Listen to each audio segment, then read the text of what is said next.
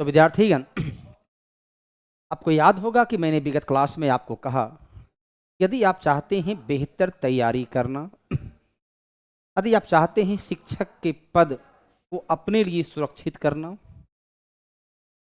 तो बेहतर कंसेप्ट के साथ आपको पढ़ना है।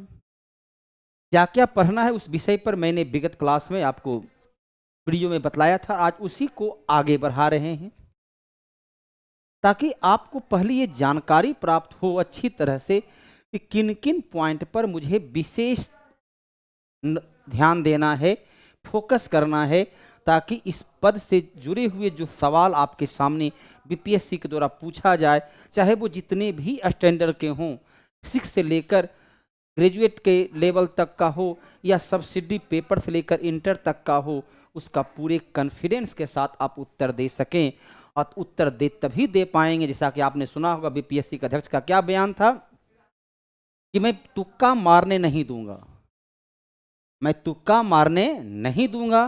प्रश्न का विकल्प मैं कुछ इस प्रकार से तैयार करूंगा कि विद्यार्थी को अपने अध्ययन, अपने मस्तिष्क, अपने पूरी पढ़ाई को उन्हें पूरी तरह फोकस करके उसे आधार बनाकर प्रश्न का उत्तर को चुनना होगा।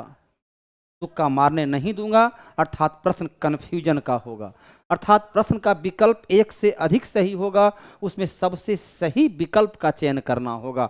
और चूंकि माइनस मार्किंग भी है, तो जब तक आपका कंसेप्ट नहीं होगा, जब तक वो समझ विकसित नहीं होगा, तब तक आपको सफलता मिलना बेहद ही मुश्किल हो जाएगा।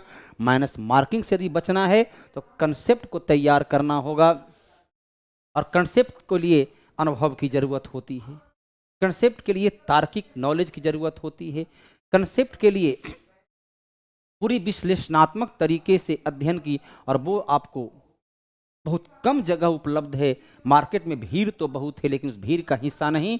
यदि आप चाहते हैं अपना एक स्थान सुरक्षित सुनिश्चित करना, तो भीड़ का हिस्सा नहीं बने, बल्कि सफलता कहाँ मिलेगी उसका चयन करें। महात्मा गांधी के अंतिम, ये गौतम बुद्ध की अंतिम पंक्ति, अंतिम उपदेश को याद रखें, अप्पो दीपो भव, अपना दीपक स्वयं बने। अपने गुरु का, अपने संस्थान का चयन करने के लिए आप अच्छी तरह से तैयारी करें, जानें, परखें कि कौन सी संस्थान किस शिक्षक से जुड़ने पर आपको कम न्यूनतम निवेश में अधिकतम रिटर्न प्राप्त होगा। तो आप याद कीजिए कि मैं विगत क्लास में जो है आपको क्या बतला रहा था। याद कीजिए, विगत क्लास में मैंने बतलाया था कि 1930 सविनय अवज्ञा आंदोलन, 1930 सविनय अवज्ञा आंदोलन के बारे में बतला रहा था।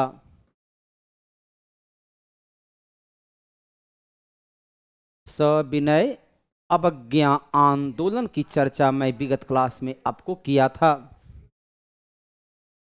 हर एक पॉइंट का मैं सिर्फ 2D पॉइंट सामने रख रहा हूं, ताकि आप जाने कि क्या पढ़ना और पढ़ाने की मेरी शैली क्या है। बाद में फिर उसको हम विस्तार से हर एक पॉइंट जो आपके सामने रखे हैं उसका क्यों और कैसे वर्णनात्मक, विश्लेषणात्मक और तार्किक रूप से आपके सामने मैं उसके विषय को रखूंगा, ताकि आपकी कंसेप्ट पूरी तरह बेहतर हो सके, कंसेप्ट से आप समृद्ध बन सकें। 1930 में सविनय अवज्ञा, सविनय अवज्ञा नाम से ही अवज्ञा नाफरमानी, अर्थात विनय पूर्वक आदेश का हम अवहेलना करेंगे। विद्यार्थीगण, सविनय अवज्ञा आंदोलन का प्रथम प्रयोग महात्मा गांधी ने चंपारण सत्याग्रह, चंपारण सत्याग्रह में उन्होंने प्रथम बार जो है सविनय अवज्ञा का शब्द का, या इस शब्द के आधार को प्रस्तुत किए थे। अर्थात अंग्रेजों के द्वारा जो वहाँ था कि महात्मा गांधी बाहरी व्यक्ति हैं, चंपारण में प्रवेश को निषेध किया गया, तो उन्होंने उस निषेध का अवहेलना करते हुए चंपारण में प्रवेश किए थे। तो सबसे पहला बार प्रयोग इस शब्द का उन्होंने चंपारण में किए थे। सविनय अवज्ञा आंदोलन शुरू करने के पूर्व उन्होंने अपनी 11 सूत्री मांग अंग्रेजों के सामने रखा था। यदि इन मांग को स्वीकार कर लिया जाए, जो आंदोलन का कारण है, यदि स्वीकार कर लेते हैं तो आंदोलन की करने की आवश्यकता नहीं है। लेकिन अंग्रेजों ने इनकी मांग को ध्यान में नहीं रखा, उसके प्रति उदासीन रहा, और जब आंदोलन करने की धमकी दिए तो अंग्रेज उस पर कोई ध्यान भी नहीं दिया, उसे मखौल उड़ाया और कहा कि नमक बनाने से ब्रिटिश सत्ता यहाँ से उखड़ नहीं जाएगी, ब्रिटिश सत्ता को उखाड़ नहीं सकते हैं। तो उसने इनके आंदोलन के प्रति उदासीन बना रहा, यहाँ तक कि मखौल उड़ाया। लेकिन व्यवहारिकता में क्या हुआ वो आप सभी लोगों को पता है। तो सविनय अवज्ञा आंदोलन के लिए महात्मा गांधी 12 मार्च 1930 को साबरमती से दांडी के लिए प्रस्थान किए। 6 अप्रैल 1930 को महात्मा गांधी दांडी पहुंचकर नमक बनाकर, सागर जल से नमक बनाकर आंदोलन की शुरुआत किए। महात्मा गांधी के इस यात्रा की तुलना नेताजी सुभाष चंद्र बोस के द्वारा नेपोलियन की पेरिस यात्रा से किया गया। नेपोलियन की पेरिस यात्रा से इसकी तुलना किया गया। इसके अलावा विद्यार्थीगण, महात्मा गांधी की इस यात्रा से प्रभावित होकर चक्रवर्ती राजगोपालाचारी ने त्रिचरापल्ली से वेदारण्यम तक की समुद्री यात्रा की है। महात्मा गांधी की यात्रा से प्रभावित होकर बहुत सारे अनुयायी ने सिलहट से नोआखोली अर्थात असम से बंगाल तक के समुद्र तट तक की यात्रा किए। इस प्रकार से आंदोलन की भयावहता बढ़ता गया। यहाँ तक कि सरोजनी नायडू ने धरासना, कई बार पूछा गया क्वेश्चन है, गुजरात के धरासना नमक भंडार पर आक्रमण की। वहाँ अंग्रेजी पत्रकार मिलर मौजूद था जिसने लिखा कि मैंने विश्व में कई जन आंदोलन देखा, लेकिन ऐसा जन आंदोलन जहाँ गोली चलती रही लेकिन भीड़ निष्प्रभावी रहा, भीड़ आगे बढ़ता गया और धरासना नमक भंडार को लूट कर ही भीड़ के जनता की कदम ठहरे। तो यहाँ पर इसे अंतर्राष्ट्रीय खबर बना दिया गया और अंतर्राष्ट्रीय स्तर पर नमक आंदोलन और अंग्रेजों की बर्बरता की कहानी पूरे विश्व में चरितार्थ, पूरे विश्व में उसके बारे में जाना जाने लगा। 1930 की इस घटना के बाद कुछ और महत्वपूर्ण घटना देखिए। 1930 में पहला गोलमेज सम्मेलन हुआ। 1930 में पहला गोलमेज सम्मेलन, राउंड टेबल। अब यहाँ पर देखिए सम्मेलन तो कोई विशेष महत्ता का नहीं था, लेकिन सबसे महत्वपूर्ण इसकी विशेषता ये थी कि अंग्रेजों ने पहली बार भारतीयों को आमने सामने बिठाया कि आमने सामने आइए और वार्तालाप कीजिए कि आपकी मांग क्या है, आपकी आवश्यकता क्या है, मैं आपको क्या दे सकता हूँ। कांग्रेस ने इसका बहिष्कार किया, इसलिए यह असफल रहा। उसके पश्चात देखिए 1931 में गांधी इरविन समझौता हुआ, जिसे दिल्ली समझौता के नाम से भी जाना जाता है। इस समझौता में महात्मा गांधी ने सविनय अवज्ञा आंदोलन को वापस ले लिए। अंग्रेजों ने सभी राजनीतिक कैदी को रिहा कर देने की घोषणा किया, लेकिन जेल में बंद भगत सिंह, सुखदेव और राजगुरु एवं उनके साथी को न छुड़वा पाने के कारण गांधी जी की कटु आलोचना की गई। गांधी इरविन समझौता के बाद गांधी जी अगले साल, इसी साल जो बैठक हुई, द्वितीय गोलमेज सम्मेलन 1931 में, द्वितीय गोलमेज सम्मेलन में महात्मा गांधी भाग लेने लंदन पहुंचे। और इस सम्मेलन में जब ये पहुंचे तो इनकी मजाक उड़ाया गया, इन्हें अपमानित किया गया। मॉर्लसन ने इन्हें अर्धनग्न फकीर, तो चर्चिल ने नंगा फकीर से इनको संबोधित किया, इनको अपमानित करने का प्रयास किया गया। इसके अलावा विद्यार्थीगण यहाँ ध्यान रखना है कि यह आंदोलन इसलिए असफल हुआ, सांप्रदायिकता के नाम पर, सांप्रदायिकता के आधार पर यह सम्मेलन असफल हुआ, क्योंकि मोहम्मद अली जिन्ना, भीमराव अंबेडकर और महात्मा गांधी सांप्रदायिक निर्वाचन की मांग पर एक मत स्थापित नहीं कर पाए, आपस में सहमत नहीं हो सके, क्योंकि अंग्रेजों ने जिस प्रकार से सांप्रदायिकता की चाल चली, अर्थात हिंदू अपना प्रतिनिधि अलग भेजेंगे, मुसलमान अलग भेजेंगे, अब हरिजन को भी हिंदू से अलग मानते हुए अपना प्रतिनिधि अलग भेजने का प्रावधान का व्यवस्था किया जाना था। अर्थात यही सांप्रदायिक निर्वाचन भीमराव अंबेडकर, मोहम्मद अली जिन्ना और गांधी के बीच समझौता नहीं हो पाना द्वितीय गोलमेज सम्मेलन की असफलता का कारण रहा। द्वितीय गोलमेज सम्मेलन में और भी घटनाएं हैं, एनी बेसेंट से सरोजिनी नायडू, उन तमाम की चर्चा हम लोग आगे करेंगे जब आपस में जुड़ते हैं। तो ये तो सिर्फ एक झांकी है, असली पढ़ाई तो विद्यार्थीगण बाकी है। मैं अपने आप को आपके सामने रख रहा हूँ कि आप मुझे देख लें, मेरी पढ़ाने की शैली को देख लें, मैं क्या पढ़ाऊँगा, ताकि जब आप मुझसे जुड़ें तो किसी प्रकार का मन में संकोच नहीं हो। पूरे विश्वास के साथ जुड़ें। जब आप विश्वास के साथ जुड़ेंगे तभी विश्वास के साथ आप अध्ययन कर पाएंगे। जब आप मुझ पर विश्वास करेंगे तभी जो है सो सफलता का मार्ग आप प्रशस्त कर पाएंगे। उसके बाद देखिए घटनाक्रम में क्या होता है। 1932 में सबसे पहले सांप्रदायिक अधिनिर्णय, सांप्रदायिक अधिनिर्णय या सांप्रदायिक पंचाट पेश किया गया, जिसमें इंग्लैंड का प्रधानमंत्री रैमजे मैकडोनल्ड ने हरिजन को भी हिंदुओं से अलग मानते हुए अपना प्रतिनिधि अलग चुनने का अधिकार दे दिया। हरिजन को हिंदुओं से अलग मानकर अपना प्रतिनिधि चुनने का अधिकार उन्हें प्रदान कर दिया। अर्थात यहाँ पर हम देखते हैं कि वह फूट डालो राज करो की नीति, पहले हिंदू मुसलमान, अब हिंदुओं में भी धर्म के आधार पर विभाजन की नीति को अंग्रेजों ने आगे बढ़ाया।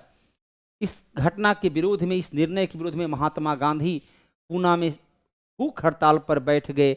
1932 की ही जो महत्वपूर्ण घटनाक्रम रहा उसे बोलते हैं पूना समझौता।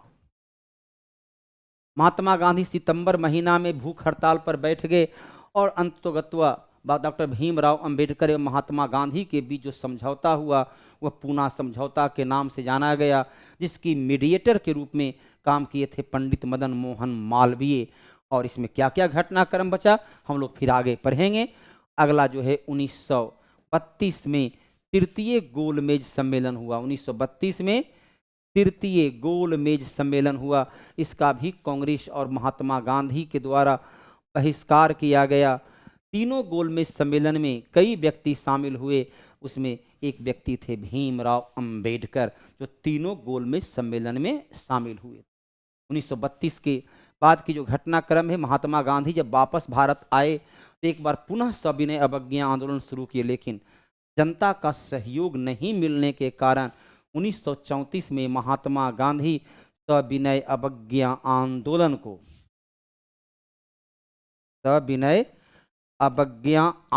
को महात्मा गांधी वापस ले लिए। महात्मा गांधी काफ़ी अलोकप्रिय हो गए, रचनात्मक कार्य में संलिप्त रहे। कांग्रेस से वो लगभग 2-3 वर्षों तक कांग्रेस से अलग रहे। 1935 की महत्वपूर्ण घटनाक्रम में है। 1935 में जो घटनाक्रम आया उसे क्या बोलते हैं? 1935 का भारत सरकार अधिनियम। भारत सरकार अधिनियम 1935, यह एक विस्तृत अधिनियम था जिसमें टोटल 321 अनुच्छेद, इसमें टोटल अनुच्छेद की संख्या 321 अनुच्छेद, 10 अनुसूची थी। इसमें संघीय भारत को एक संघीय राज्य बनाने की घोषणा किया गया। दिल्ली में संघीय न्यायालय की स्थापना किया गया। 1937 में इसी अधिनियम के आधार पर प्रांतों में चुनाव कराया गया। इस अधिनियम के आधार पर, जिसमें कांग्रेस को 6 प्रांत में पूर्ण बहुमत प्राप्त हुई। 2 प्रांत में वह सबसे बड़ी दल के रूप में सरकार बनाया। अब किस किस में सरकार बना, उसके लिए तो आपको जुड़ना है और आप जुड़ करके जान सकते हैं किस किस राज्य में सरकार बनी, कब सरकार बनी और क्या क्या उसकी गतिविधियां हुई। 1937 के पश्चात हम देखते हैं 1939 की घटनाक्रम में, 1939 में सभी कांग्रेस की सरकार ने त्याग पत्र दे दिया। क्यों? क्योंकि भारत को बिना कांग्रेस के वार्तालाप किए, बिना कांग्रेस से सहमति लिए भारत को द्वितीय विश्व युद्ध में शामिल कर दिया गया था। इसके विरोध में सभी कांग्रेसी सरकार ने 1939 में लिख ही दिए थे। 1939 में कांग्रेस की सरकार के द्वारा त्याग पत्र दे दिया। 1939 में ही मुस्लिम लीग ने मुक्ति दिवस, 1939 में ही मुस्लिम लीग का मुक्ति दिवस मनाया गया। क्यों मुक्ति दिवस? किस चीज का मुक्ति दिवस? तो आज कांग्रेस की सरकार से उसे मुक्ति मिल गई। मुस्लिम लीग की सरकार नहीं तो कांग्रेस की सरकार से भी उसे मुक्ति प्राप्त हो गई, इसलिए मुस्लिम लीग ने मुक्ति दिवस मनाया। मुक्ति दिवस कब मनाया? क्या विद्यार्थीगण आपको ज्ञात है कि मुक्ति दिवस की वो तारीख क्या थी? कांग्रेस ने जो त्याग पत्र दिया, कांग्रेस की सरकार उसकी त्याग तारीख क्या थी? मुस्लिम लीग ने जो मुक्ति दिवस मनाया, उसकी तारीख क्या थी? ये तारीख से जुड़ा हुआ प्रश्न भी पूछा जाता है। चूंकि बीपीएससी एग्जाम लेगा तो एकदम संभावना रहेगी ही वह तारीख सहित आपके सामने विकल्प दे, और आपको उस तारीख की जानकारी होना बेहद ही आवश्यक है। क्योंकि कभी कभी करता है कि कुछ घटनाक्रम को वह देता है और कहता है इसको मिलाइए, एक ही वर्ष की घटनाक्रम होती है, तो वहाँ पर तारीख की आपको काफ़ी अहमियत, काफ़ी आवश्यकता होगी। 1940 में व्यक्तिगत सत्याग्रह, 1940 में व्यक्तिगत सत्याग्रह का आयोजन महात्मा गांधी के द्वारा किया गया, जिसमें प्रथम सत्याग्रही आचार्य विनोबा भावे, द्वितीय सत्याग्रही जवाहरलाल नेहरू, तृतीय सत्याग्रही ब्रह्मदत्त थे, बिहार के प्रथम सत्याग्रही डॉक्टर श्री कृष्ण सिंह थे। इस प्रकार से व्यक्तिगत सत्याग्रह के माध्यम से आने वाले समय में आंदोलन की रूपरेखा को सशक्त मजबूत बनाने का प्रयास किया गया। 1942 की महत्वपूर्ण घटनाक्रम में घटी। 1942 में क्रिप्स मिशन को भारत भेजा गया, जिसे महात्मा गांधी ने इसके प्रस्ताव को पोस्ट डेटेड चेक कहते हुए अस्वीकार कर दिए। इस सब के बारे में हम लोग विस्तार से चर्चा करेंगे। क्रिप्स मिशन में क्या क्या प्रस्ताव था, क्यों अस्वीकार किया गया। 1942 की ही घटनाक्रम में है कि कैप्टन मोहन सिंह ने जापान में रास बिहारी बोस के परामर्श से आज़ाद हिंद फौज का गठन किया। उसके पश्चात 1943 में इसका नेतृत्व सुभाष चंद्र बोस ने अपने हाथों में लिया। 1943 में सुभाष चंद्र बोस ने आज़ाद हिंद सरकार का गठन किया। पहली जो विदेश में भारत की सरकार बनी थी वो 1915 में बनी थी, राजा महेंद्र प्रताप के द्वारा। दूसरी सरकार जो विदेश में बनाया गया वो था सुभाष चंद्र बोस के द्वारा। 1942 में 1942 की एक और महत्वपूर्ण घटनाक्रम है। 1942 में भारत छोड़ो आंदोलन, 1942 में भारत छोड़ो आंदोलन हुआ, और इस आंदोलन की जो तारीख है 9 अगस्त, उस तारीख को एक और महत्वपूर्ण घटना घटी थी। एसएससी में अगर क्वेश्चन पूछा हुआ है कि 9 अगस्त 1942 को भारत छोड़ो आंदोलन हुआ, तो 9 अगस्त को ही भारत में के इतिहास में स्वतंत्रता संग्राम में कौन सी ऐसी महत्वपूर्ण घटना घटी थी। इस प्रकार से तुलनात्मक रूप से भी प्रश्न पूछा जाता है, तो उसे भी ध्यान देना है। तो इससे तमाम तारीख से जुड़े हुए प्रश्न को हम लोग बड़े बड़े ही विस्तार के साथ विश्लेषणात्मक तुलनात्मक रूप से अध्ययन करेंगे, ताकि प्रश्न जिस भी रूप में आए उसका कॉन्फिडेंस के साथ उत्तर दे सकें, एक्यूरेसी के साथ उत्तर दे सकें। 1944 में राजगोपालाचारी फार्मूला को पेश किया गया, राजगोपालाचारी फार्मूला को पेश किया गया। इसी फार्मूला पर चर्चा के दौरान महात्मा गांधी ने मोहम्मद अली जिन्ना से वार्तालाप करके पहली बार उन्हें कायदे आजम, कायदे महान नेता से संबोधित किए थे महात्मा गांधी। 1945 में बेबेल योजना को भारत भेजा गया। बेबेल योजना या जो भारत का वायसराय भी था, उसने जो प्रस्ताव दिया उसे बेबेल योजना या बेबेल प्रस्ताव के नाम से जाना गया। उसे बेबेल प्रस्ताव के नाम से जाना गया। और इस प्रस्ताव पर चर्चा के लिए 1945 में इस प्रस्ताव पर चर्चा के लिए 1945 में शिमला सम्मेलन हुआ। आप देखो, एक शिमला समझौता है वो 1972 में है। यहाँ शिमला सम्मेलन है जिसमें बेबेल योजना को अस्वीकार कर दिया गया, बेबेल योजना को पूर्णतः अस्वीकार कर दिया गया। 1946 की महत्वपूर्ण घटनाक्रम में है कि नौसेना विद्रोह, 1946 में नौसेना विद्रोह हुआ। और ये विद्रोह देखते देखते शुरू तो हुआ बम्बई से, लेकिन देखते देखते कराची से लेकर अन्य जगह फैल गया। लेकिन सरदार वल्लभ भाई पटेल और मोहम्मद अली जिन्ना के प्रयास से यह आंदोलन या यह विद्रोह को वापस ले लिया गया। सैनिकों ने भारत छोड़ो का आंदोलन का समर्थन किया, और उस सैनिक जहाज पर भी उन्होंने अंग्रेजों भारत छोड़ो का नारा भी लगा दिया था। क्यों और कैसे हुआ, इसके लिए आप जुड़िए मुझसे और पूरे विस्तार से देखिए। हर घटना का पूरे विश्लेषणात्मक तरीके से, तथ्यात्मक तरीके से आपके सामने उसके फैक्ट को रखा जाएगा। 1946 के नौसैनिक विद्रोह के पश्चात जो है 1947 में क्लीमेंट एटली के द्वारा घोषणा किया गया, एटली की घोषणा हुई कि आपका मई 1948 तक घोषणा हुआ कि जून 1948 तक भारत को स्वतंत्र कर देंगे। और उसके पश्चात 1947 में ही लॉर्ड माउंटबेटन को भारत का गवर्नर जनरल बनाकर भेजा गया। विद्यार्थीगण, गवर्नर जनरल माउंटबेटन को क्यों बनाया गया? महात्मा गांधी कह चुके थे कि विभाजन मेरे लाश पर होगा, और माउंटबेटन मूलतः विभाजन के लिए आया था, क्योंकि 1946 में जब कैबिनेट मिशन भारत आया था तो कैबिनेट मिशन ने स्पष्ट रूप से कह दिया था कि पाकिस्तान की मांग को स्वीकार नहीं किया जाएगा। कैबिनेट मिशन के विरोध में 1946 में ही मुस्लिम लीग ने प्रत्यक्ष कार्यवाही दिवस मनाया था, और इस प्रत्यक्ष कार्यवाही दिवस में हजारों लोग मारे गए थे, जिसमें नोआखोली का दंगा सबसे भयंकर था। इस नोआखोली के दंगा में एक ही दिन में 9,000 से अधिक हिंदुओं का कत्ल कर दिया गया। वो तारीख क्या थी जो घटना घटी, जो प्रत्यक्ष कार्यवाही दिवस की वो तारीख परीक्षा के दृष्टिकोण से काफ़ी महत्व का है, जिसमें महात्मा गांधी का बयान था कि मुझे मुसलमानों की आक्रामकता से नहीं, हिंदुओं की कायरता से नफरत होती है।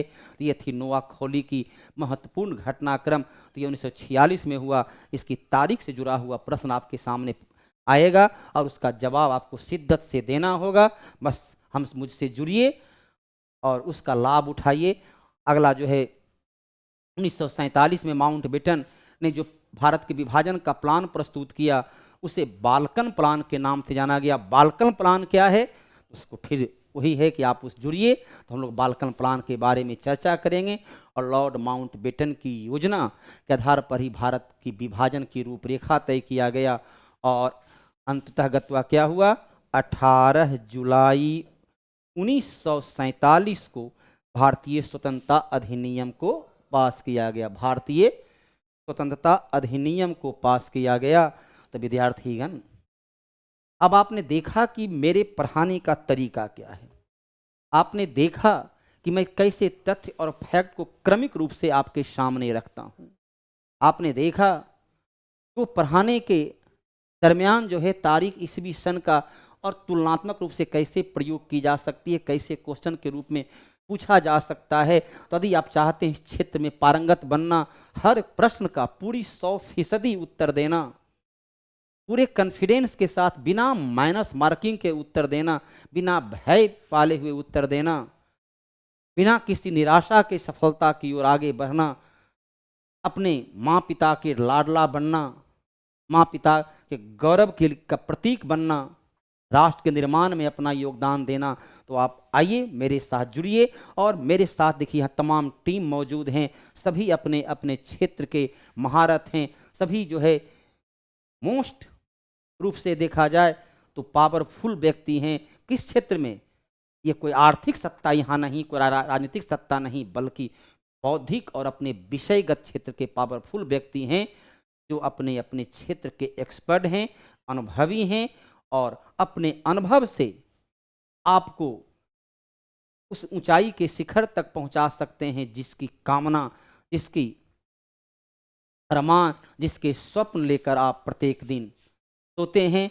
तो सोए हुए अवस्था का स्वप्न नहीं, हम लोग आपके साथ ऐसे जुड़ेंगे कि आप दिन में खुली आंख में स्वप्न देखें और खुली आंख में उसे प्राप्त कर लेने की कुव्वत को पाल सकते हैं। तो आप जुड़ें और इसका लाभ उठाएं। मात्र 1499 रुपया में वो तमाम लोग जो है आपको जीएस का वो पूरे 1 to 5 तक में 150 और ऊपर क्लास का जो 50 अंक का है, एकदम आपको वादा है, मुझसे जुड़िए कि आपके 100% अंक लाने में आप सक्षम हो सकते हैं। बस कॉन्शियस रहना है, पूरी तरह ईमानदारी से जुड़ना है, बतलाया गया उसे पढ़ना है, उसे समझना है, रिवाइज करना है। सफलता तो अपने आप आपको प्राप्त होगी। यदि कमज़ोर हैं तो भी चिंता ना करना है। आपने कहा, सुना होगा पंक्ति रहीम का, करत करत अभ्यास ते जरमती हो सुजान, रसरी आबत जाते सिल पर परत निशान। अरे वो पत्थर पर जब निशान पड़ सकता है तो आपके इस मेमोरी कार्ड में तो हजारों जीबी का जो है डाटा रखने का इसमें जगह है। आपको ज्ञात है कि आइंस्टीन के बारे में कहा जाता है कि अपने दिमाग का मात्र 17% प्रयोग किया और विश्व के सबसे महान वैज्ञानिक इंजीनियर में उसकी पहचान है। हम आप लोग यदि अपने दिमाग का, अपने इस मेमोरी कार्ड का 1 से 2% भी प्रयोग कर लें तो शिक्षक तो क्या, किसी भी पद को प्राप्त करने में आप सक्षम हो सकते हैं।